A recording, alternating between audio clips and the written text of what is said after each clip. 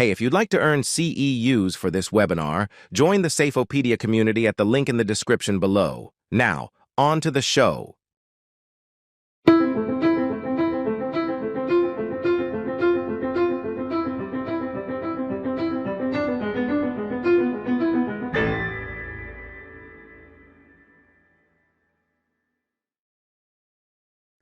My name is Pete Nemmers. I've been with the National Association of Safety Professionals for almost 6 years now, and I'm the Director of Training and Development, so I do all things training related.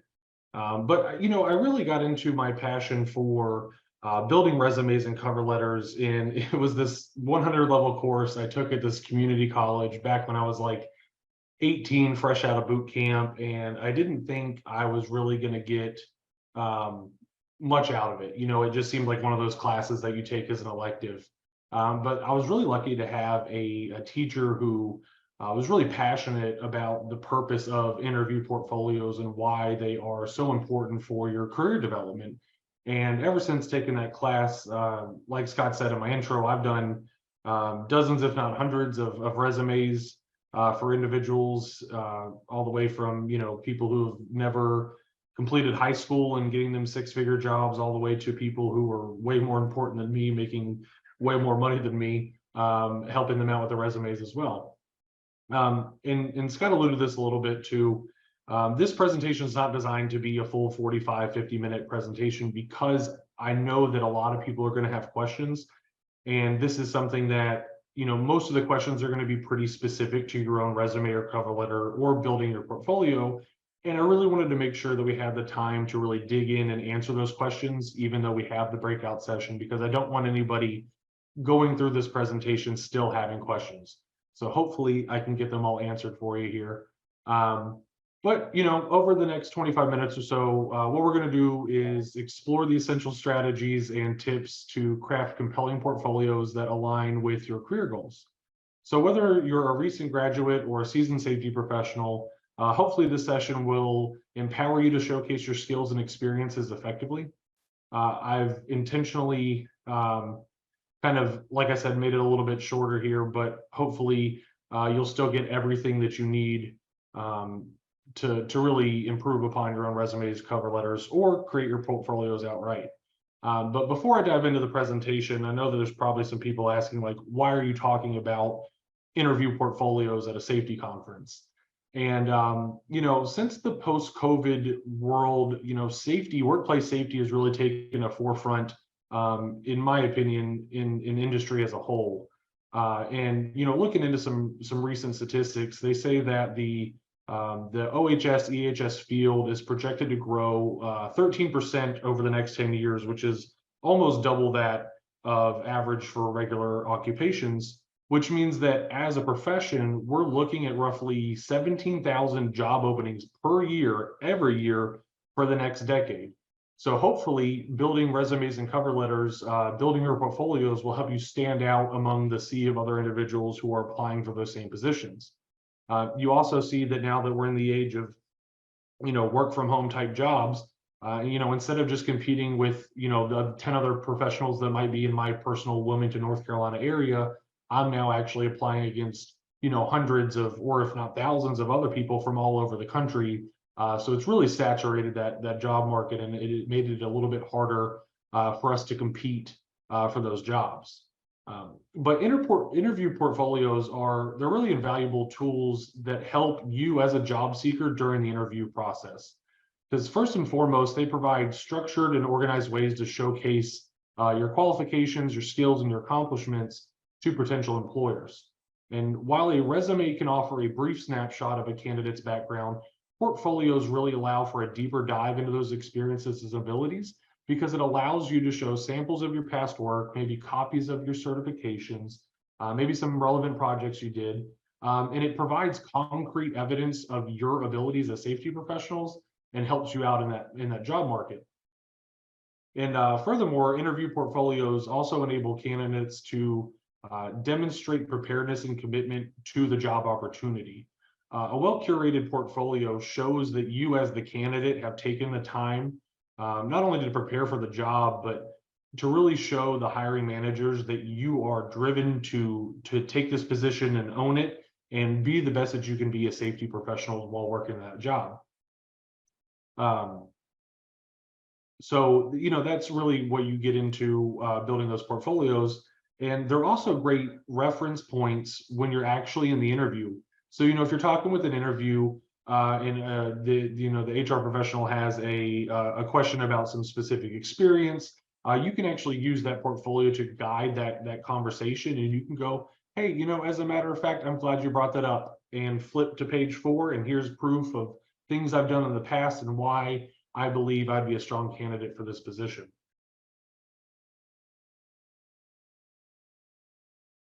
So we'll start off this presentation by answering the most obvious question about what is an interview portfolio.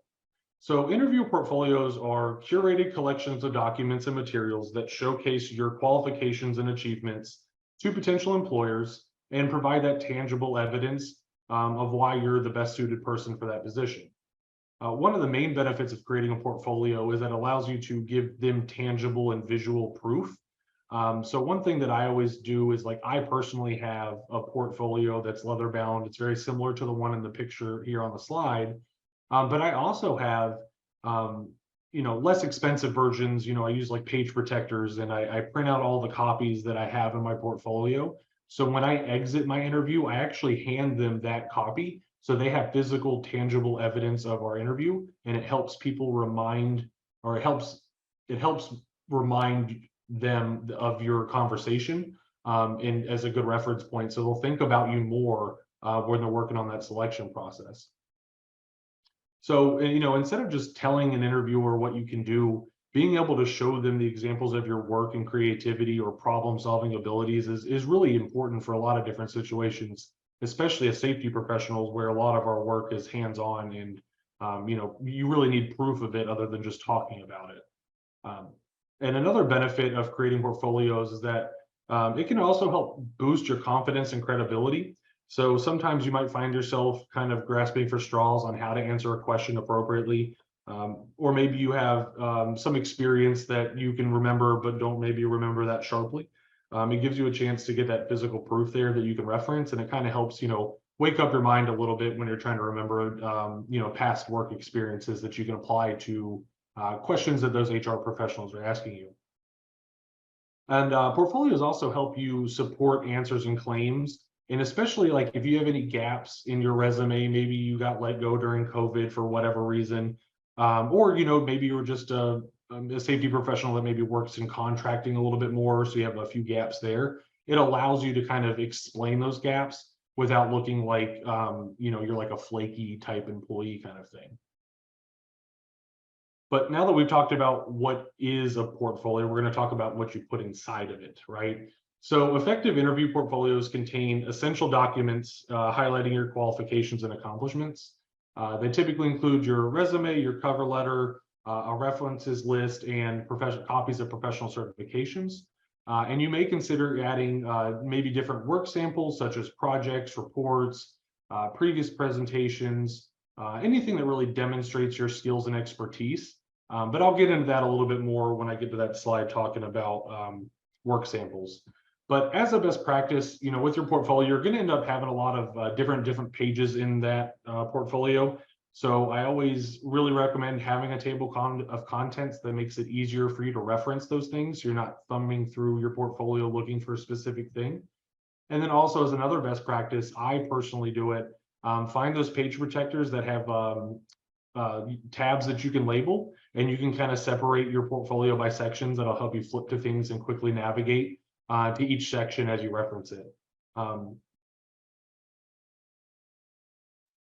now we're going to dig into the meat and potatoes here on what you're going to do for your resume. So there's a lot of ways that resumes can be designed. I'm going to discuss what I personally know to be effective, and I'm going to talk a little bit more about the do's and do nots here and the best practices. Because there are a few different viewpoints when it comes to the overall length of a resume. There are people who say that, it's got to be exactly as long as you need it to relay all your information. There are the people like myself, who I am a strict one-page resume kind of guy. But however, I do recognize that sometimes you just can't fit everything you need to fit into one page. So I did allow that extra 1 to 2 pages max there. But hopefully you'll find some of these best practices and tips that I'm discovering or discussing with you today to help kind of shorten your resume up a little bit. But your resume should always be in a reverse chronological order, meaning that your most recent job should be at the top. And I've got the objective statement here bulleted with a question mark, and some professionals are passionate about using them, right?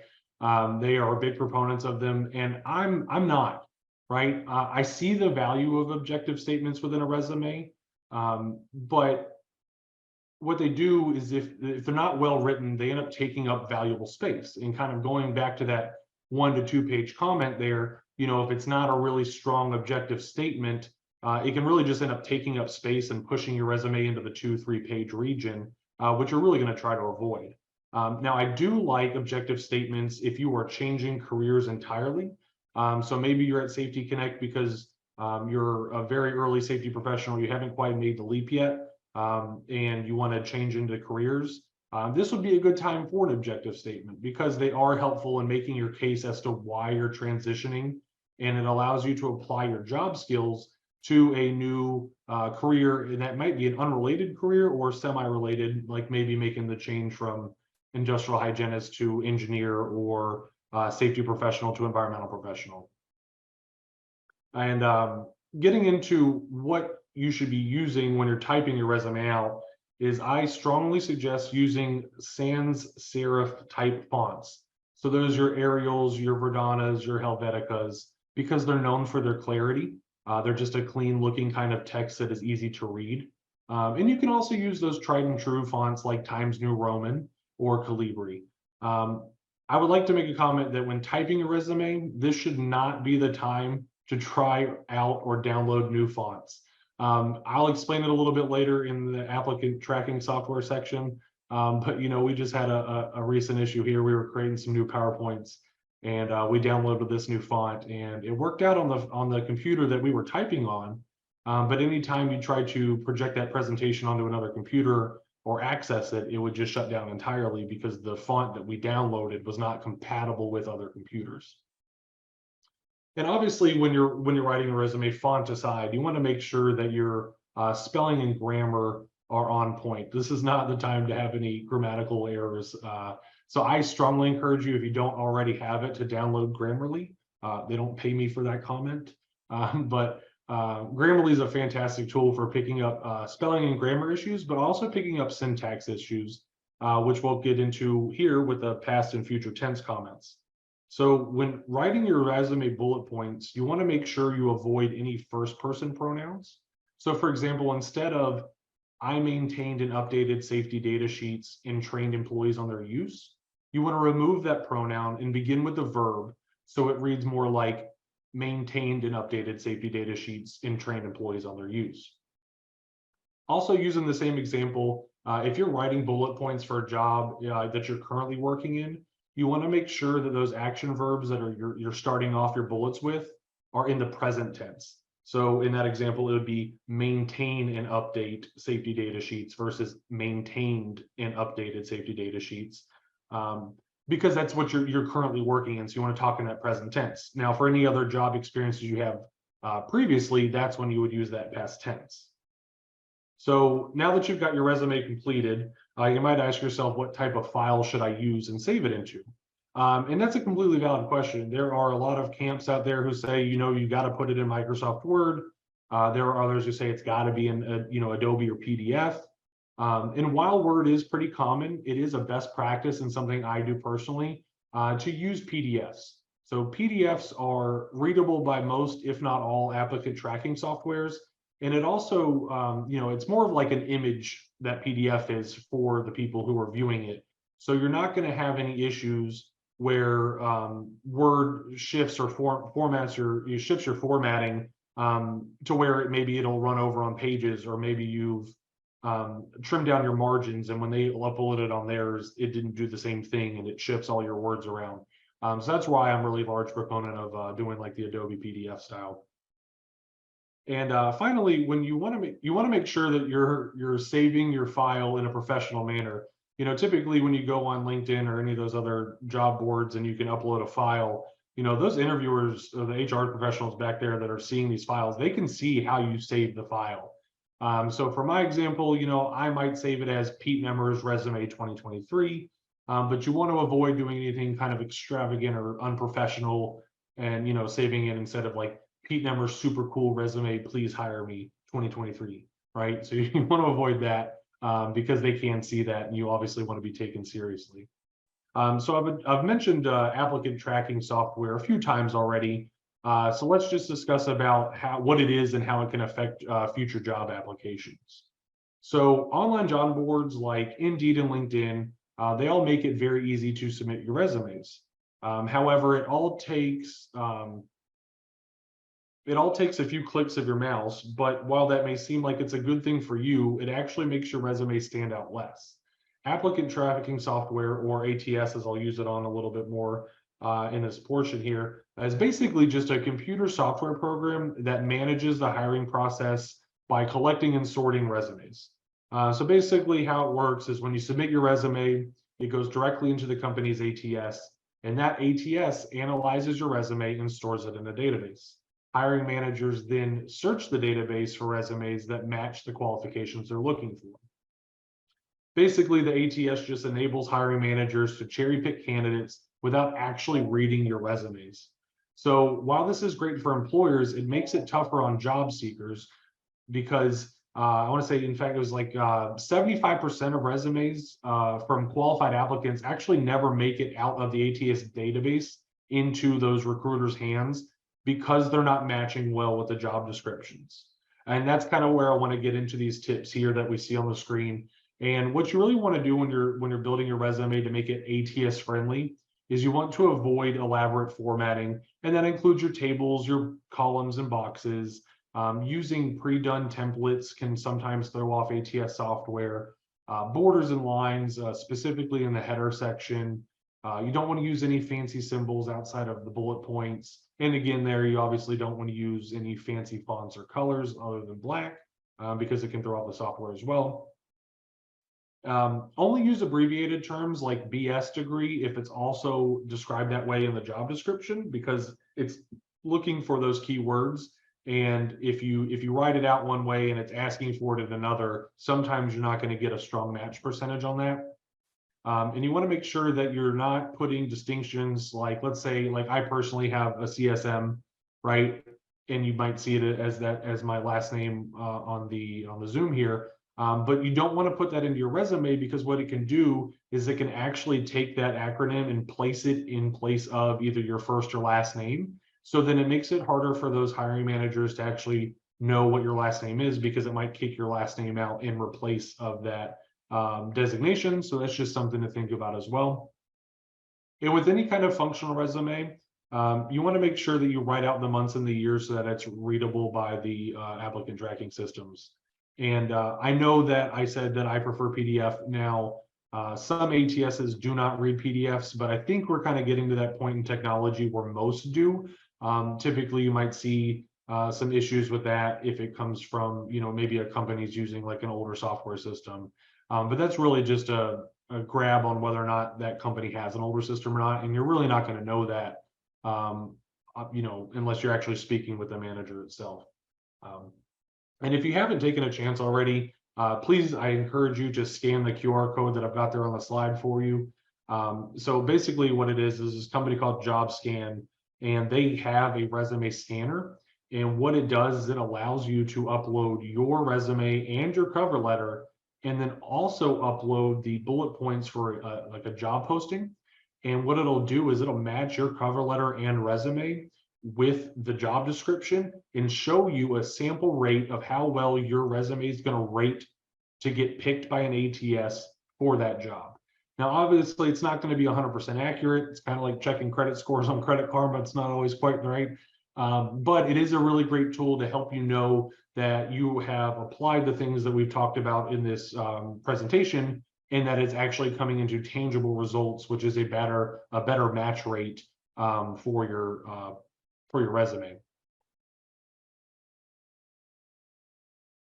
Now we can discuss a few different tips to help you landing your chances of an interview. So, folks, I don't know if everybody's doing this, but I hope you are. You should be customizing every single resume that you send out, right? Because using keywords from the job description helps your resume receive a better match rate in the ATSs that we just discussed, and it increases your chances for an interview. You'll want to put your contact information very prominently at the top of your resume. So typically, I use an 11-point font through everything without my resume, but my name in the header is like 46. I mean, it is huge. But I do that on purpose because you want it to be very prominent and you want them to remember your name, and large fonts can help you do that. And getting into the experience portion of the resume, this is where people start going from 1 to 2 page resumes to those 4 and 5 page resumes, right? So what I always suggest is keeping it to within 5 to 15 years of experience, depending on how many jobs that you've had within those timeframes. So if you've been at one job for a long time, then by all means, go past that 15-year cutoff if it means that you're just putting one job on there.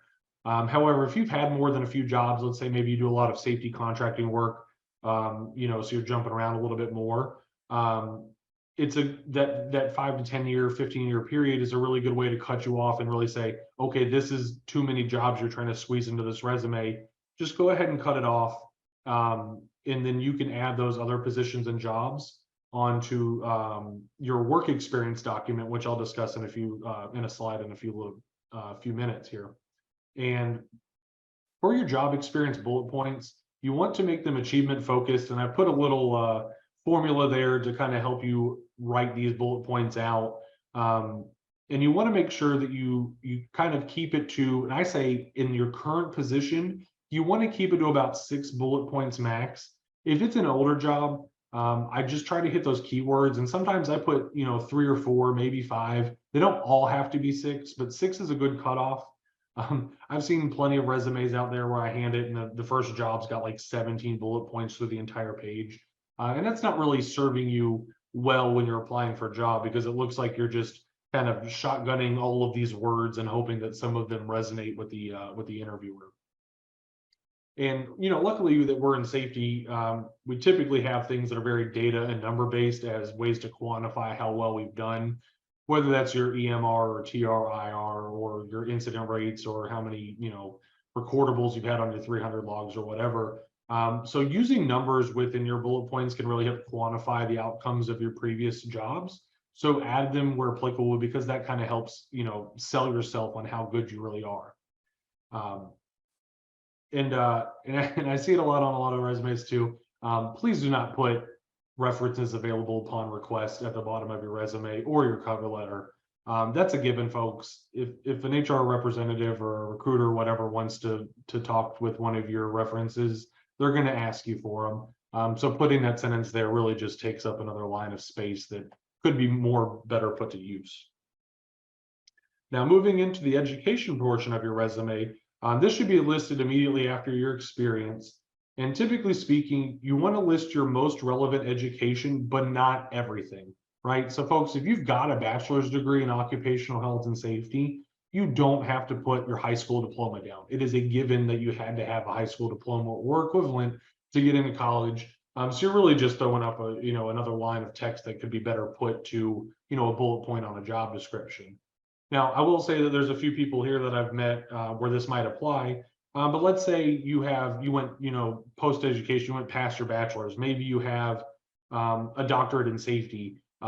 So it is implied that you're going to probably have a master's and a bachelor's. But sometimes, pursuing those doctorates or masters, they're not always necessarily in the same topic that you may have gotten your bachelor's in. So in those instances, it is good to list them all out, because it kind of shows that you have different subject knowledge in different areas. So for furthering that example, maybe you have a bachelor's in environmental safety, but when you did your master's, you got your master's in emergency management. Or maybe when you got your doctorate, you got your doctorate in industrial hygiene. So you want to make sure that you're listing those there, because those are very different degree paths. And then lastly, we're going to get into the certifications and skills portion of the resume, which should be the last text on your resume. So here you're going to list any certifications, certificates, impressive awards. If you said it on the upskilling panel yesterday, basically any kind of upskilling you may have done that adds value to what you're applying to. But you want to avoid the obvious stuff. Guys, this isn't the early 90s or 2000s, regardless of how my shirt looks. I can promise you we're not in the 90s. You don't need to list that you're proficient in Microsoft Word or Excel. That's kind of a given at this day and age. However, if you are proficient in any other kind of softwares that are above and beyond, absolutely you do want to list those. And I personally avoid listing any interests or hobbies. They don't necessarily add value to your resume.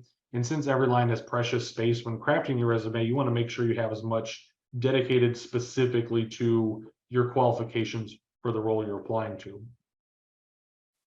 And lastly here, we're just going to go through a little sample resume. I pulled this off of the Googles, so I didn't really give it too much reading for depth of quality here.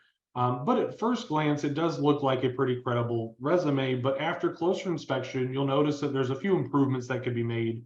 The first off, the titling of the resume for the job application, it's a waste of space, guys. We can just ditch that. And then using my recommendations of ditching that objective statement as well. Because if you look at it in this example, I mean, that's nearly 1/3 of your resume that is taken up specifically to say the job of the title you're applying to and your objective statement there. So I'm not a big fan of that. So I'm going to say we nix that, right?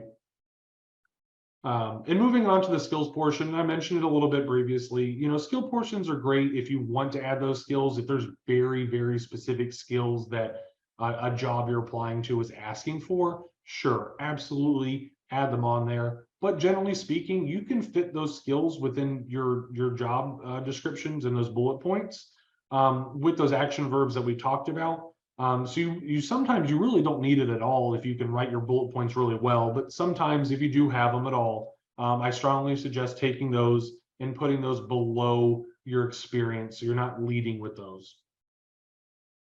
And then getting into the professional experience section, this example here has done a pretty good job at using the correct tenses. However, I think the action verbs could probably be improved upon. Keep and check and prepare are a little bit basic as far as words that typically aren't put in job postings. So you're not going to match well with those words when applying for that job. So I would edit those. And then the last thing I would do is I'd hit on the font and formatting. So the font's not the easiest thing to read here. You could really go with a sans serif like an Arial. That'd be a little bit easier to read. And then the section bars pose a problem too with applicant tracking softwares because that is a kind of formatting that I talked about that looks like a box or a line. The ATS software might not be able to read it that well. So you're not doing yourself any benefit by adding this on there. Being safety professionals, guys, we don't need to have pretty resumes, right? If you're a graphic designer, I get it, make a pretty resume. But we're in safety and you really just want to relate your skills and not necessarily how pretty your resume is. So we'll get on here through. Now we're working on cover letters here. And you should treat your cover letters like you do your resumes. They should be unique for each application. And you should absolutely keep these to one page. So if possible, you want to address the hiring manager.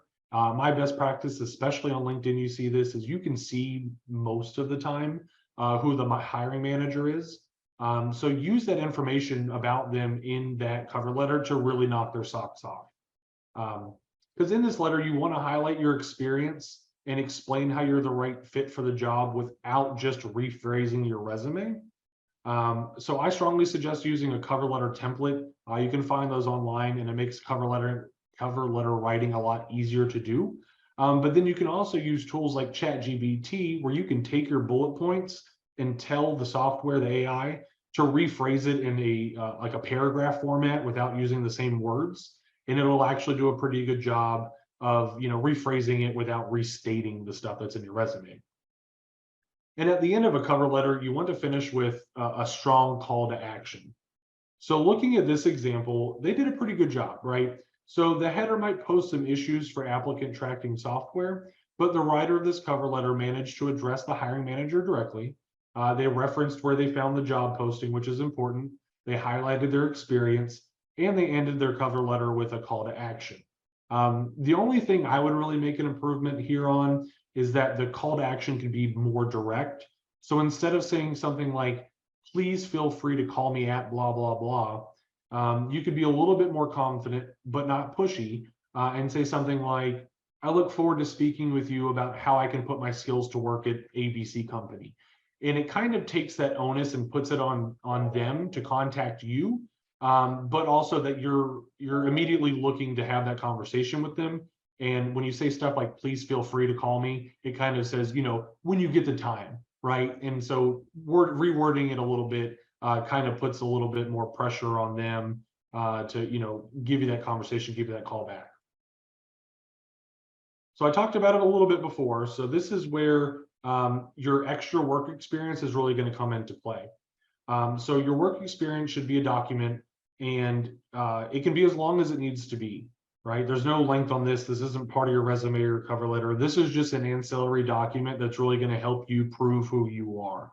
So this document is a great tool to reference your previous experience that isn't listed on your resume.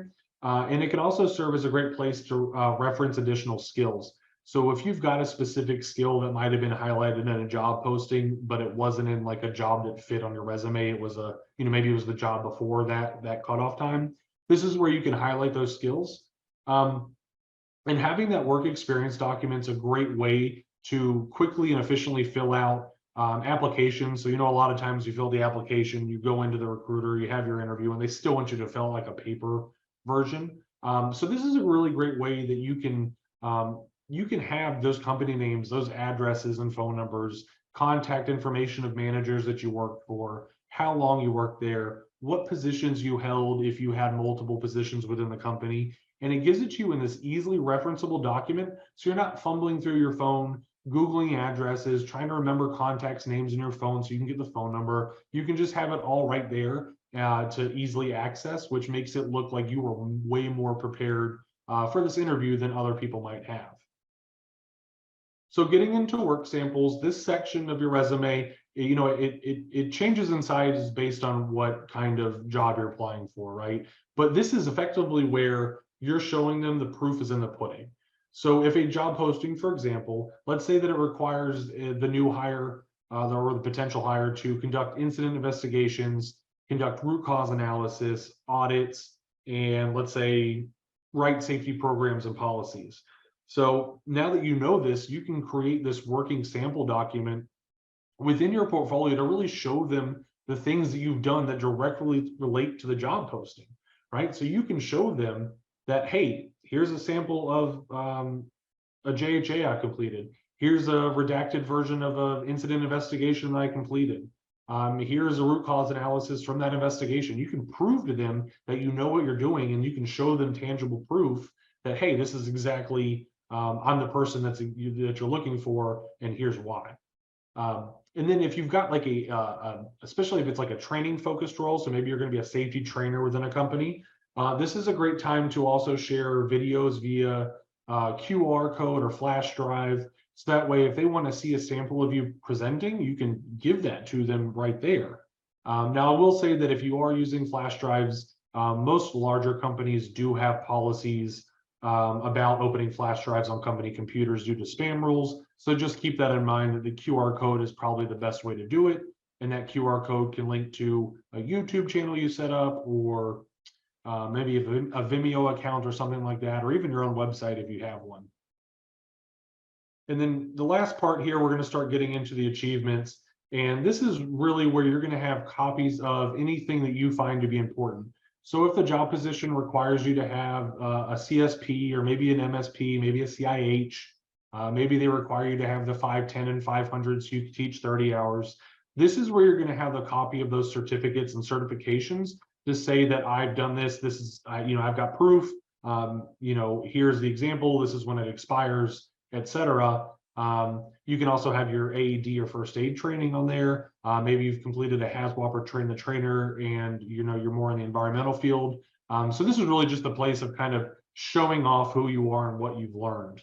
There really is no limit for what you can put into this. So if you find that it adds value and you think it's worth adding so that you can have a conversation about it during the interview, go for it, right? There's really no rules on the length of an interview portfolio.